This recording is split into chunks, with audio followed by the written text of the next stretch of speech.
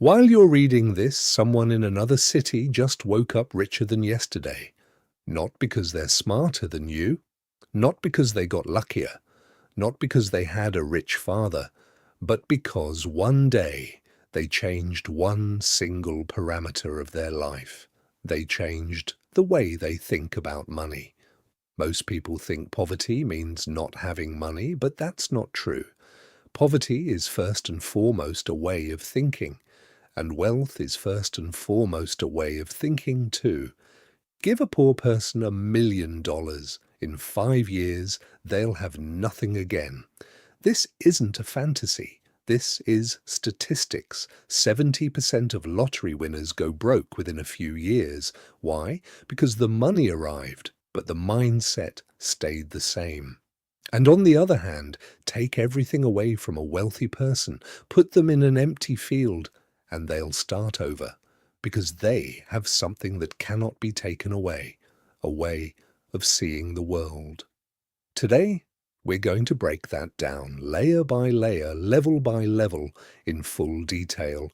Here is the most fundamental difference.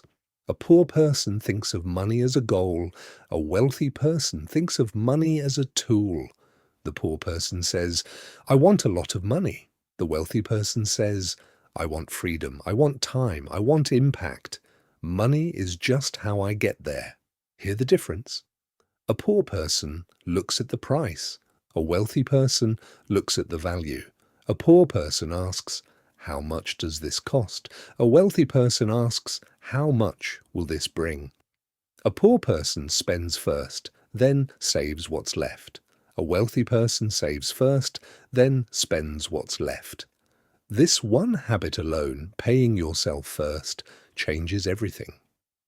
When income arrives, 20% goes to investments and savings immediately, automatically, before you even have a chance to spend it.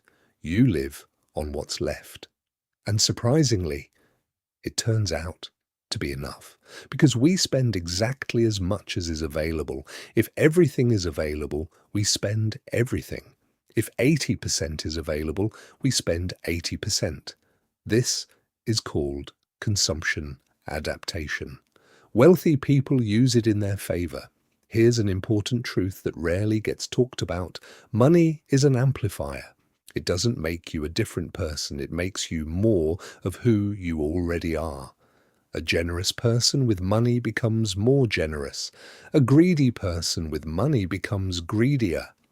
An anxious person with money finds new reasons to worry. A confident person with money builds empires. That's why working on yourself matters just as much as working on your capital. Don't wait for money to solve your inner problems. It won't solve them. It will multiply them. Wealth without meaning is a beautiful prison. The most miserable people I've ever seen are people with large bank accounts and empty lives.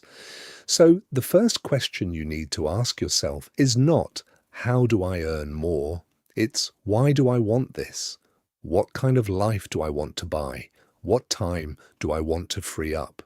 Who do I want to be when I don't have to pretend? Answer that, and money stops being abstract. It becomes a specific tool with a specific purpose. There is one phrase that costs you more than any bad financial advisor, more than any failed business, more than the dumbest purchase you've ever made. That phrase is, "I don't deserve more," or its versions, "Money isn't for people like me. Rich people just got lucky. Our family has never been wealthy." These beliefs get planted in childhood. They sit deep, and they work against you every single day, quietly and invisibly. They make you accept less than your worth. They stop you from asking for a raise. They make you agree to bad terms. Psychologists call this a financial ceiling, an internal limit on how much you allow yourself to have. People literally sabotage themselves when they start earning above their internal ceiling. They spend the surplus. They accidentally lose money. They make bad decisions. The first step toward wealth is finding your ceiling and breaking it from the inside. How? Ask yourself, what exactly was I told about money growing up? What beliefs do I hold about wealthy people? What exactly am I afraid of when I imagine great success? The answers to those questions are worth millions. There is a resource more valuable than money, and that resource is time. You can earn money again. You cannot earn time again. Poor people sell their time for money. Wealthy people use money to buy their time back. Look at it this way. If you earn a certain amount per month working 160 hours, calculate what your hour is actually worth. Every time you do something that could be delegated for a fraction of that, you are losing money. And losing time you could have spent on something that produces far more. That is wealthy thinking. They constantly ask, is this the best use of my time right now? Wealthy people don't wash their own cars, not because they're snobs, but because in that same time they solve a problem worth 10 times more. Learn to think of time as your most expensive asset, and you will start making completely different decisions. Here is a frightening truth about financial security. One source of income is not stability. It's the illusion of stability. If you have one source, you are one decision made by someone else away from disaster. One call from HR, one signature from a director, one crisis in your industry, and it's gone. Most wealthy people have 7 or more income streams, not because they're greedy, but because they know diversification isn't a luxury, it's protection. A second income stream doesn't have to be big, start small, a skill you can monetize, content that works while you sleep, an asset that generates rental income, investments that pay dividends. Every new income stream is not just money, it's confidence, it's negotiating power, it's the freedom to say no to things you don't want.